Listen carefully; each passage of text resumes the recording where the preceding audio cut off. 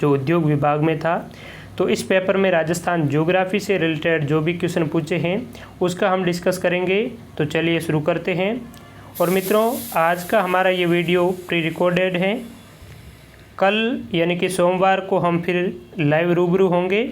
आप इस वीडियो का बेहतर तरीके से यूटिलाइज़ करें। तो चलिए इन प्रश्नों की ओर बढ़ते हैं और प्रश्न आपके सामने हैं। गोगुंदा व कुंभलगढ़ के मध्य कौन सा पठार स्थित है? ऑप्शन है उड़िया, आबू, मेसा, भोराट। तो ये क्वेश्चन भी मोस्ट रिपीटेड क्वेश्चन है। गोगुंदा और कुंभलगढ़ के मध्य भोराट का पठार स्थित है। ठीक है, कई बार प्रीवियस ईयर क्वेश्चन में हम इन प्रश्न का डिस्कस कर चुके हैं। अगर राजस्थान के पठारों की बात करें तो सबसे जो ऊंचा पठार है वो उड़िया का पठार है, सिरोही में स्थित है और इसकी ऊंचाई 1360 मीटर मिलती है। ठीक है, और दूसरा सबसे ऊंचा पठार आबू का पठार है, यह भी सिरोही में स्थित है, 1200 मीटर ऊंचा है। इसके बाद में मेसा का पठार चित्तौड़गढ़ में है, जिस पर चित्तौड़गढ़ दुर्ग भी बसा हुआ है। और भोराट का पठार कुंभलगढ़ और गोगुंदा के मध्य यानी कुंभलगढ़ राजसमंद में है और गोगुंदा उदयपुर में है। ये बात आपको ध्यान में रखनी है। बहुत ही मित्रों इस पेपर का लेवल है वो बहुत ही इजी है और वर्तमान में जो भी पेपर कंडक्ट करवा रहे हैं इसमें मोस्टली क्वेश्चन है वो आपको रिपीटेड ही मिलेंगे। नेक्स्ट क्वेश्चन है राजस्थान का अक्षांशीय विस्तार है। तो इसके बारे में भी हम कई बार डिस्कस कर चुके हैं। 23 डिग्री 3 मिनट दक्षिण से 30 डिग्री 12 मिनट दक्षिण। तो ये तो गलत हो जाएगा क्योंकि राजस्थान और भारत विश्व ग्लोब पर ये जो 0 डिग्री भूमध्य रेखा है इसके उत्तर में यानी उत्तरी गोलार्ध में स्थित है। इसीलिए भारत का पूछा जाए या राजस्थान का पूछा जाए, अक्षांशीय विस्तार सदैव उत्तर से उत्तर ही होगा। ठीक है, तो यहाँ पर 23 डिग्री 3 मिनट उत्तर से 30 डिग्री 12 मिनट उत्तर हमारा करेक्ट आंसर हो जाएगा, ऑप्शन नंबर 2। ठीक है, और आपको पूछा जाए कि राजस्थान के इस अक्षांशीय विस्तार का अंतर कितना है। ठीक है, तो ये अंतर है 7 डिग्री 9 मिनट का। देशांतरीय विस्तार का अंतर आपको पूछा जाए तो 8 डिग्री 4-7 मिनट का यानी 8 डिग्री 47 मिनट का देशांतरीय विस्तार है। ठीक है, देशांतरीय विस्तार 69 डिग्री 30 मिनट पूर्वी देशांतर से 78 डिग्री 17 मिनट पूर्वी देशांतर है। ठीक है, इसके बीच का अगर 78 डिग्री 17 मिनट से 69 डिग्री 30 मिनट इससे अगर घटाया जाए तो हमारा देशांतरीय विस्तार है वो मिल जाएगा 8 डिग्री 47 मिनट। ठीक है, और अक्षांशीय विस्तार अगर 30 डिग्री से 27 डिग्री घटाई जाए तो आप आसानी से इसे प्राप्त कर सकते हैं। 7 डिग्री 9 मिनट का राजस्थान का अक्षांशीय विस्तार है। ठीक है, नेक्स्ट क्वेश्चन है कितने सेंटीमीटर की समवर्षा रेखा राजस्थान राज्य की भूमि को लगभग 2 बराबर भागों में बांटती है? तो मित्रों इसमें ऑप्शन है 25 सेंटीमीटर, 50 सेंटीमीटर, 75 सेंटीमीटर और 100 सेंटीमीटर। तो राजस्थान को 2 बराबर भागों में डिवाइडेड करने वाली जो समवर्षा रेखा है उसका नाम है 50 सेंटीमीटर समवर्षा रेखा। राजस्थान विषम कोणीय चतुर्भुज की आकृति वाला है, इस प्रकार की पतंगाकार। और यहाँ पर आप सभी को पता है कि अरावली पर्वतमाला राजस्थान के दक्षिण पश्चिम से उत्तर पूर्व की ओर फैली हुई है और ठीक इसी अरावली पर्वतमाला के पास से 50 डिग्री समवर्षा रेखा गुजरती है। अब इस 50 डिग्री समवर्षा रेखा का मतलब ये हुआ कि राजस्थान का जो पश्चिमी जो भाग है ना, ये इस 50 डिग्री समवर्षा रेखा के पश्चिम का जो भी पार्ट है यहाँ पर जो बारिश होती है वो 50 डिग्री सेंटीमीटर से कम होती है और इसके जो पूर्व का जो भी पार्ट है यहाँ पर 50 सेंटीमीटर से अधिक वर्षा होती है। ठीक है, और अगर आपको पूछा जाए यहाँ पर सेंटीमीटर ना देकर आपको मिलीमीटर भी दिया जा सकता है, तो अगर आपको पूछा जाए कि 500 मिलीमीटर समवर्षा रेखा राजस्थान के किस भाग से गुजरती है, तो 500 मिलीमीटर समवर्षा रेखा भी यही है, राजस्थान को 2 भागों में विभक्त करने वाली। अगर पूछा जाए कि पश्चिमी थार के मरुस्थल को 2 भागों में विभाजित करने वाली समवर्षा रेखा कौन सी है, तो हमारा उत्तर होगा ए 25 सेंटीमीटर समवर्षा रेखा जो यहाँ से गुजरेगी। ठीक है, और पाकिस्तान और राजस्थान के साथ में अंतर्राष्ट्रीय सीमा के आसपास कौन सी समवर्षा रेखा है, तो वो है 10 सेंटीमीटर समवर्षा रेखा, तो जैसलमेर के आसपास से गुजरती है। ठीक है।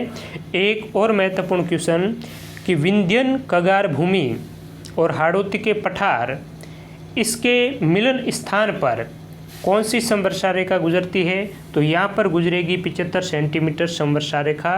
तो ये समवर्षा रेखा है, ये आपको अच्छे से ध्यान में होनी चाहिए। ठीक है मित्रों। अगला क्वेश्चन, वह जिला जो 100 द्वीपों के क्षेत्र यानी रीजन ऑफ 100 आइसलैंड्स के नाम से जाना जाता है, तो 100 द्वीपों का शहर कौन सा जिला है? ऑप्शन है झालावाड़, बांसवाड़ा, डूंगरपुर और सिरोही। जिस प्रकार से आप लाइव सेशन का आनंद ले रहे हैं, कमेंट बॉक्स में अपना आंसर क्लिक कर रहे हैं, उसी प्रकार से आप इसी प्रीमियर सेशन में भी अपना आंसर देते हुए चले, अपनी तैयारी को परखते हुए चलें। ठीक है। तो इसका मित्रों आंसर होगा ऑप्शन नंबर बी, बांसवाड़ा।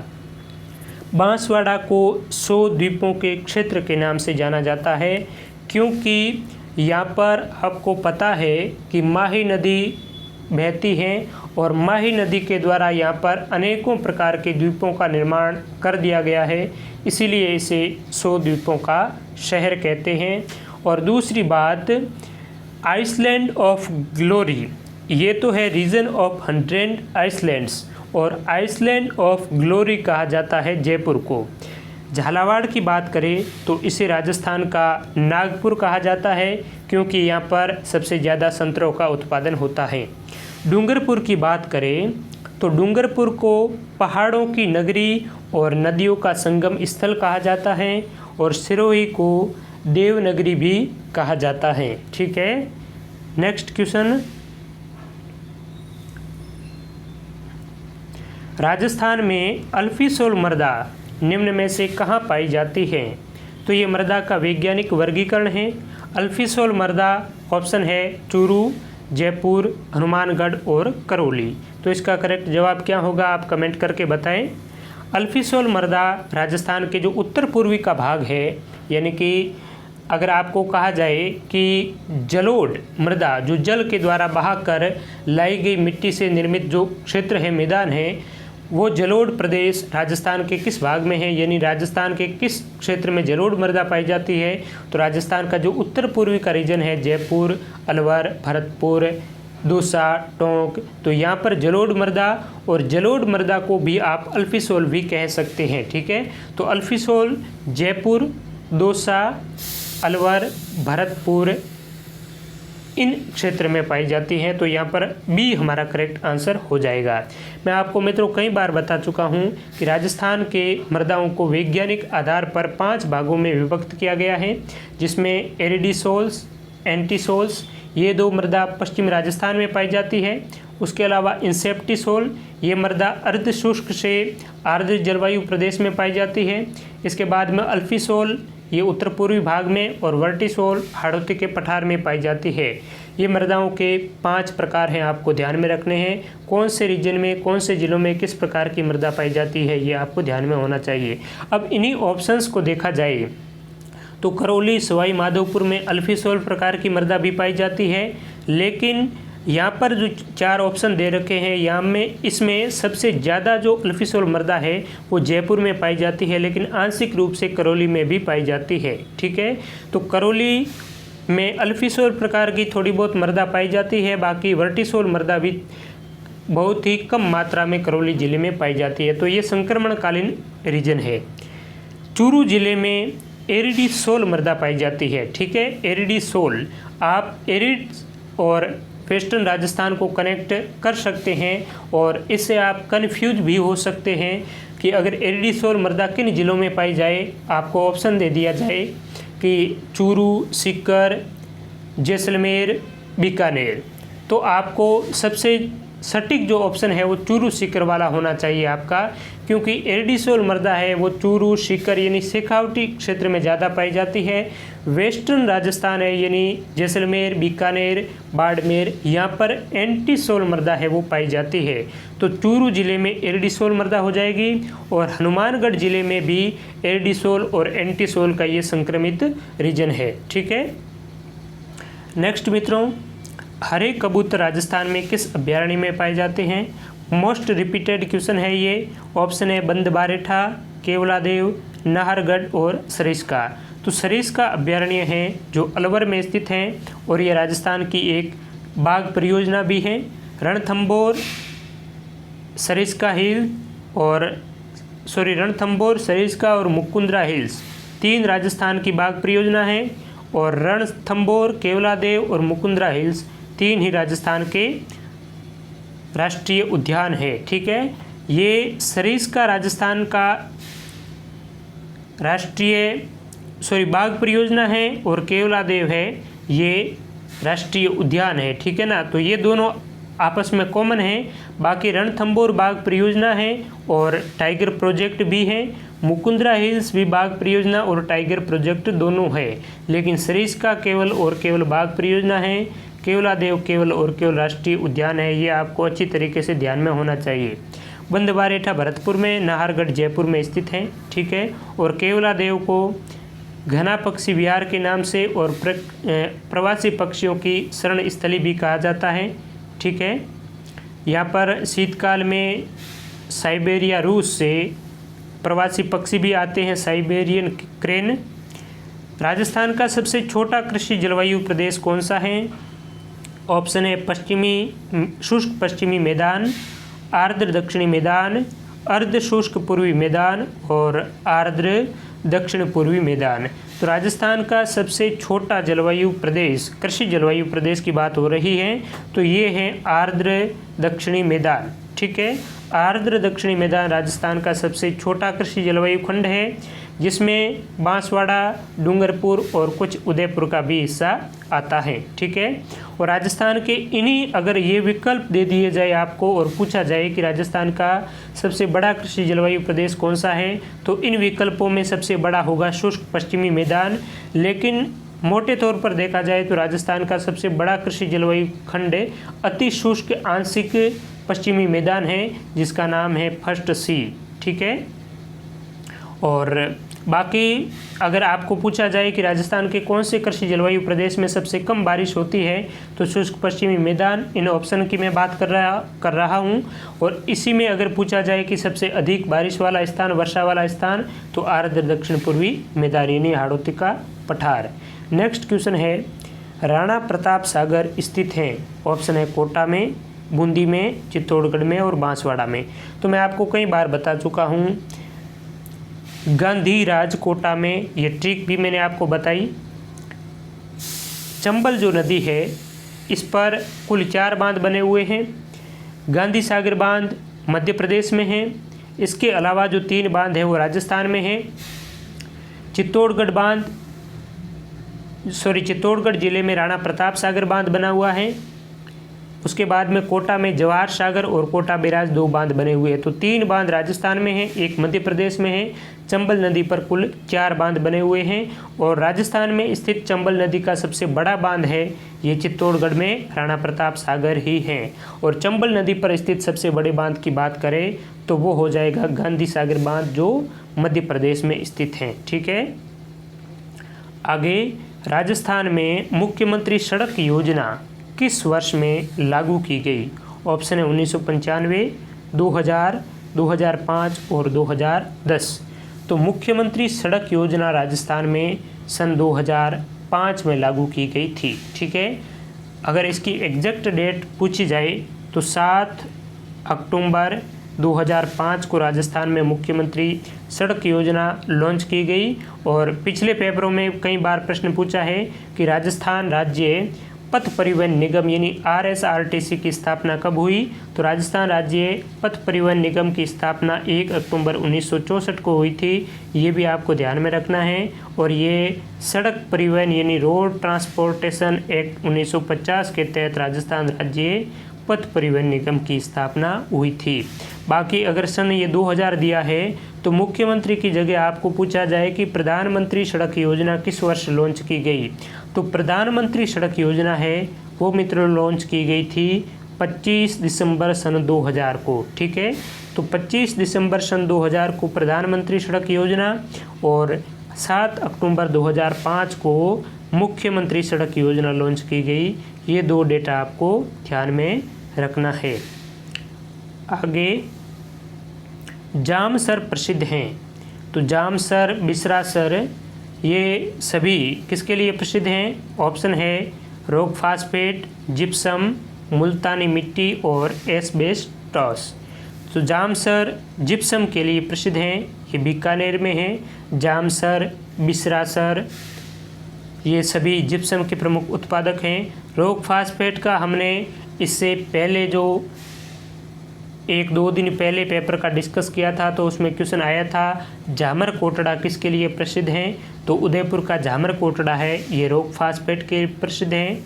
और बाकी मुल्तानी मिट्टी है, ये राजस्थान के वेस्टर्न पार्ट यानी बाड़मेर, जोधपुर इस रीजन में होती है। नेक्स्ट है राजस्थान में भूरी मृदा कहाँ नहीं पाई जाती? ऑप्शन है टोंक, उदयपुर, बूंदी और पाली। तो राजस्थान के कौन से ज़िले में भूरी मृदा नहीं पाई जाती? ये मित्रों बहुत ही कन्फ्यूजन वाला क्वेश्चन है और इसका जो करेक्ट आंसर बोर्ड ने माना है वो डी माना है, पाली ज़िले में भूरी मृदा नहीं पाई जाती। तो फिर पाली ज़िले में किस प्रकार की मृदा पाई जाती है? तो यहाँ पर पीली भूरी मृदा यहाँ पर पीली भूरी मृदा पाई जाती है। ठीक है, पाली, अगर पीली भूरी मृदा की बात आए तो पाली बताना है। बाकी भूरी मृदा है तो ये मृदा टोंक में, उदयपुर में, बूंदी में, चित्तौड़गढ़ में, इस क्षेत्रों में पाई जाती है भूरी मृदा। ठीक है, वैसे मृदाओं का क्लासिफिकेशन देखा जाए तो वैज्ञानिक आधार पर राजस्थान में मृदाओं का 5 प्रकार हैं। ठीक है, अभी मैंने आपको बताया पिछले सेशन में, सामान्य तौर पर राजस्थान की मृदाओं को कहीं पर 7 भागों में बांटा गया है, किसी बुकों में 8 भाग भी लिखे हुए हैं। तो ये है। और अगर आपको पूछा जाए कि राजस्थान जो कृषि विभाग हैं, इसने मृदाओं का वर्गीकरण कितने भागों में किया? तो राजस्थान कृषि डिपार्टमेंट ने राजस्थान को 14 मृदाओं के प्रकारों में विभक्त किया है। ये भी आपको ध्यान में रखना है। ठीक है, नेक्स्ट क्वेश्चन है राजस्थान में लौटते मानसून ऋतु की अवधि है। ऑप्शन है जुलाई से अगस्त, मार्च से जून, अक्टूबर से दिसंबर और जनवरी से फरवरी। तो राजस्थान में अभी मानसून का मौसम ही चल रहा है और ये मानसून कब आया और कब लौटेगा ये बात भी आपको ध्यान में होनी चाहिए। तो लौटते हुए मानसून की जो अवधि है, इस ऋतु की अवधि होगी अक्टूबर से दिसंबर। ठीक है, अक्टूबर से दिसंबर मानसून का निवर्तन काल है, लौटने का काल है। अगर आपको पूछा जाए कि राजस्थान में मानसून किस अवधि में आगमन होता है मानसून का, तो ये आगमन होता है 15 जून को, या महीने की बात करें तो जून जुलाई को। ठीक है, राजस्थान की कौन सी नदी कर्क रेखा को 2 बार पार करती है? बहुत ही easy question, most repeated. Banas, Chambal, Mahi, Luni. तो माही नदी राजस्थान को, जो कर्क रेखा है राजस्थान की, इसको 2 भागों में डिवाइड करती है। हम कई बार पढ़ चुके हैं। यहाँ पर मध्य प्रदेश में धार जिला है और धार जिले की अमरूरू की पहाड़ियों से मेहद झील के पास में इस माही नदी ये उद्गम होती है। यहाँ से यह डूंगरपुर बांसवाड़ा में बहती हुई पुनः खंभात की खाड़ी में गिर जाती है और कर्क रेखा को एक बार तो आते वक्त पार करती है और एक बार पुनः लौटते वक्त पार करती है। ठीक है, ये बात आपको ध्यान में रखनी है। बाकी माही नदी पर कौन कौन से बांध बने हुए हैं और कौन सी परियोजना है वो हम ऑलरेडी कई पेपरों में बार बार डिस्कस कर चुके हैं। अगला क्वेश्चन है संप सभा की स्थापना किसने की थी? तो ये क्वेश्चन वैसे राजस्थान इतिहास, कला और संस्कृति का है, लेकिन डिस्कस कर देते हैं। ऑप्शन है मोतीलाल तेजावत, गुरु गोविंद गिरी और भूरेलाल भैया और भोगीलाल पंड्या। तो गुरु गोविंद गिरी ने राजस्थान में संप सभा की स्थापना की और ये स्थापना सन 1883 को की गई थी। मोतीलाल तेजावत ने एक ही आंदोलन का सूत्रपात किया था और भोगीलाल पंड्या को वांगड़ प्रदेश का गांधी भी कहा जाता है। ठीक है, बाकी यहाँ पर मित्रों ये आपको दिख रहे होंगे इतिहास, कला एवं संस्कृति के क्वेश्चन हैं। ये हम ऑलरेडी उस 7-8 घंटे वाले इतिहास, कला, संस्कृति के मेगा वीडियो में इन प्रश्नों का हम बेहतरीन तरीके से डिस्कस कर चुके हैं। बाकी आगे और ज्योग्राफी के क्वेश्चन हैं। राजस्थान में बाजरा अनुसंधान केंद्र स्थित हैं। तो बाजरा रिसर्च सेंटर राजस्थान के कौन से ज़िले में है? ऑप्शन है जैसलमेर, जोधपुर, बाड़मेर, जालोर। तो बाड़मेर ज़िले में बाजरा अनुसंधान केंद्र स्थित हैं। और बाजरे के क्षेत्रफल की दृष्टि से अगर देखा जाए कि इसकी सबसे ज़्यादा क्षेत्रफल पर बुवाई किस ज़िले में होती है, तो इसकी सबसे ज़्यादा जो बुवाई है, इसका जो सबसे ज़्यादा क्षेत्र है वो बाड़मेर ज़िला है। बाड़मेर ज़िले में के सबसे ज़्यादा क्षेत्रफल पर इसकी बुवाई होती है। बाकी इसका सबसे ज़्यादा जो प्रोडक्शन है वो अलवर, जयपुर ज़िलों में होता है। ठीक है, आगे वन्यजीव अभयारण्य और उनसे संबंधित ज़िले दिए हुए हैं जिन्हें हमें सुमेलित करना है। ताल छापर अभयारण्य चूरू ज़िले में, शेरगढ़ अभयारण्य यहाँ पर कोटा लिखा हुआ है तो भी ठीक है, फुलवारी की नाल उदयपुर और बंदबारेटा भरतपुर। तो यहाँ पर 1, 2, 3, 4 सही हो जाएगा। शेरगढ़ वैसे 12 ज़िले में है परवन नदी पर, लेकिन इसका कुछ भाग कोटा में ही है भी है, तो यहाँ पर कोटा भी हमारा सही होगा। ठीक है, तो 1, 2, 3, 4 1 में है, हमारा 1 नंबर ऑप्शन है इसमें करेक्ट हो जाएगा। ताल छापर का जो अभयारण्य है ये काले हिरणों के लिए यानी ब्लैक बक के लिए फेमस है। शेरगढ़ अभयारण्य बारावाला परवन नदी यहाँ से गुजरती है और ये सांपों की शरण स्थली भी कहा जाता है। फुलवारी की नाल अभयारण्य से मानसी और वाकल नदी गुजरती है जो उदयपुर में है। बंदबारेटा अभयारण्य भरतपुर में है, ये भी आपको अच्छे से ध्यान में होना चाहिए। नर्मदा परियोजना से कौन सा जिला सर्वाधिक लाभान्वित जिला है? ऑप्शन है जैसलमेर, बाड़मेर, सिरोही और टोंक। तो यहाँ पर जो तीनों ऑप्शन दे रखे हैं चारों, उसमें केवल एक ही जिला है जो लाभान्वित है, बाकी जिले लाभान्वित है ही नहीं। तो सर्वाधिक का तो यहाँ पर प्रश्न अगर सर्वाधिक न आए तो भी हमारा उत्तर क्या होगा? बाड़मेर। नर्मदा नहर से राजस्थान के 2 जिले लाभान्वित होते हैं, जालोर और बाड़मेर। अगर दोनों का ऑप्शन साथ में दे दिया जाए, जालोर और बाड़मेर, फिर सर्वाधिक पूछे तो आपको जालोर बताना है। जालोर के सिलू गांव से नर्मदा परियोजना राजस्थान में सबसे पहले प्रवेश करती है।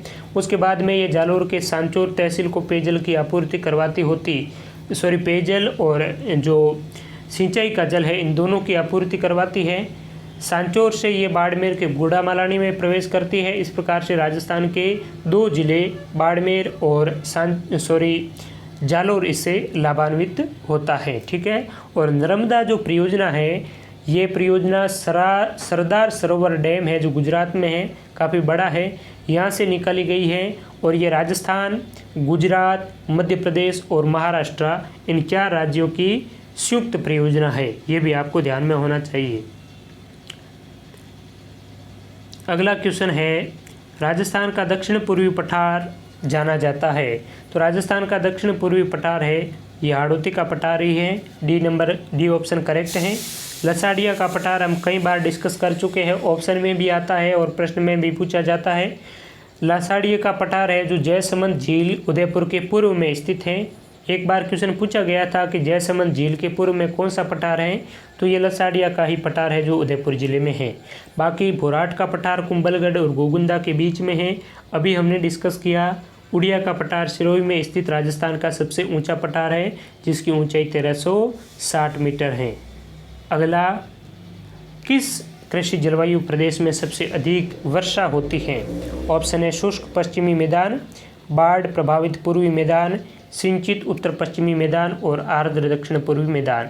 तो आर्द्र दक्षिण पूर्वी मैदान ये हाड़ौती का पठार हैं और यही हाड़ौती के पठार में कोटा, बूंदी, बारा और झालावाड़ ये 4 जिले आते हैं और यही सबसे अधिक वर्षा वाला कृषि जलवायु प्रदेश है राजस्थान का।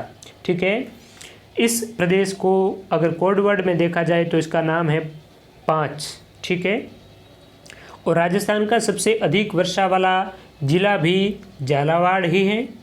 और यहाँ पर वर्षा कितनी होती है अगर आपको पूछा जाए तो यहाँ पर वर्षा होती है 80 से 100 सेंटीमीटर। ठीक है, 80 से 100 सेंटीमीटर के बीच में यहाँ पर औसत वार्षिक वर्षा है वो होती है। आर्द्र दक्षिण पूर्वी मैदान।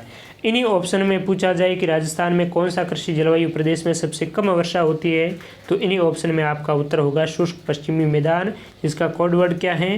First A. ठीक है, जिसमें बाड़मेर और जोधपुर ज़िले शामिल है फर्स्ट ए में। आगे राजस्थान में रामपुरा अगुचा की खान जिसके उत्पादन के लिए प्रसिद्ध हैं वह हैं, ऑप्शन है सीसा जस्ता, लो एस, अबरक या रोक फास्फेट। तो सीसा जस्ता की जो खान है, रामपुरा अगुचा की खान सीसा और जस्ता के उत्पादन के लिए प्रसिद्ध हैं। रामपुरा अगुचा कहाँ है? तो ये भीलवाड़ा ज़िले में है, ठीक है।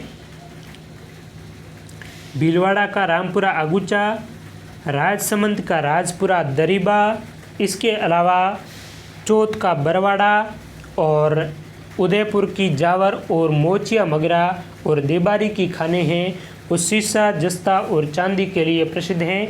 और सीसा जस्ता चांदी ये तीनों एक साथ ही निकाले जाते हैं, ठीक है। तो आपको पूछा जाए कि चांदी की खानें कहाँ हैं तो भी ये सेम ही उत्तर होगा, सीसा जस्ता की खानें कहाँ हैं तो भी ये सेम ही उत्तर होगा। और जावर की जो उदयपुर में चांदी की खान है ये चांदी की सबसे बड़ी खान मानी जाती है, ठीक है।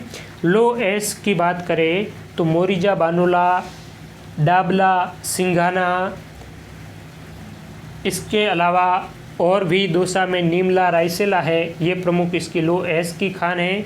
रोक फास्फेट की झामरा कोटला और अबरक का उत्पादन अजमेर में होता है, ठीक है। अगला क्वेश्चन, राजस्थान में महाराणा प्रताप हवाई अड्डा कहाँ स्थित है?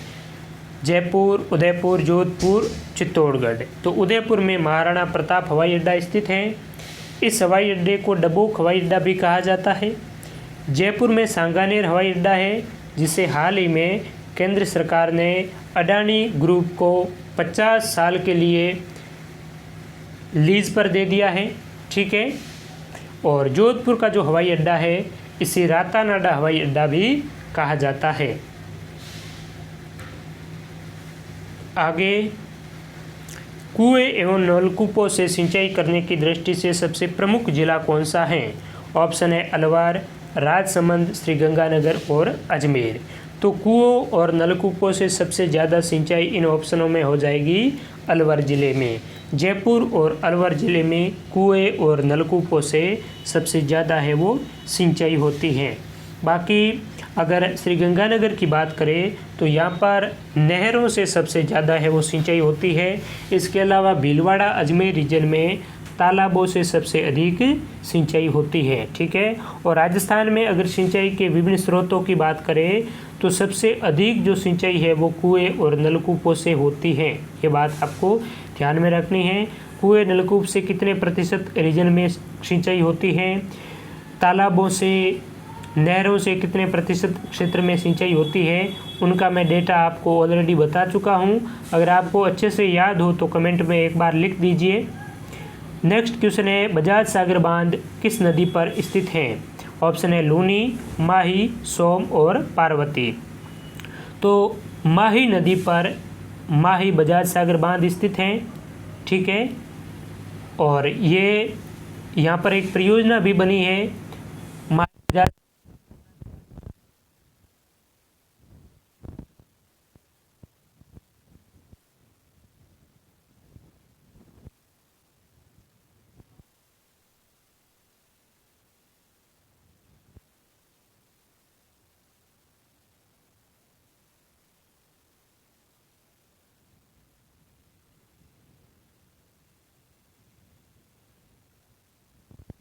सोम नदी पर है।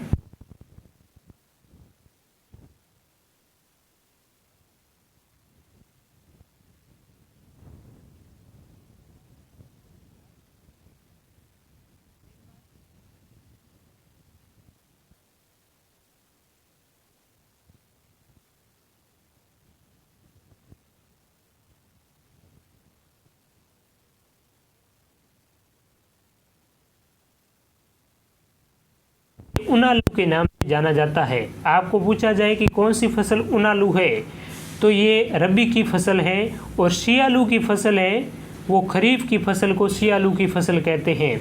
ये भी एक इंटरेस्टिंग फैक्ट है और दोनों विपरीत है, ठीक है। उनालू का मतलब होता है वैसे तो गर्मी से, लेकिन कई बार प्रश्न भी पूछा गया है और किताबों में लिखा हुआ है उनालू रबी की फसल। तो ये भी आपको ध्यान में रखना है। ठीक है। केला देवी अभयारण्य राजस्थान के किस जिले में स्थित है? ऑप्शन है सवाई माधोपुर, भरतपुर, धौलपुर और दौसा। तो केला देवी अभयारण्य करौली और सवाई माधोपुर में स्थित है। यहाँ पर सवाई माधोपुर का ऑप्शन है, तो ये भी हमारा करेक्ट हो जाएगा। ठीक है। भरतपुर में कौन सा अभयारण्य है? तो भरतपुर में केवलादेव अभयारण्य है, इसके अलावा बंदबारेठा भी है। धौलपुर में केसरबाग वन विहार और रामसागर वन्यजीव अभयारण्य है। वह जिला युग्म में जहाँ लाल पीली मिट्टी पाई जाती है वह है जोधपुर पाली, सवाई माधोपुर सिरोही, कोटा बारां और भरतपुर अलवर। तो लाल पीली जो मिट्टी है ये सवाई माधोपुर, सिरोही, अजमेर, भीलवाड़ा इन जिलों में पाई जाती है। तो हमारा ऑप्शन नंबर बी हमारे यहाँ पर करेक्ट हो जाएगा। बाकी जोधपुर पाली में लाल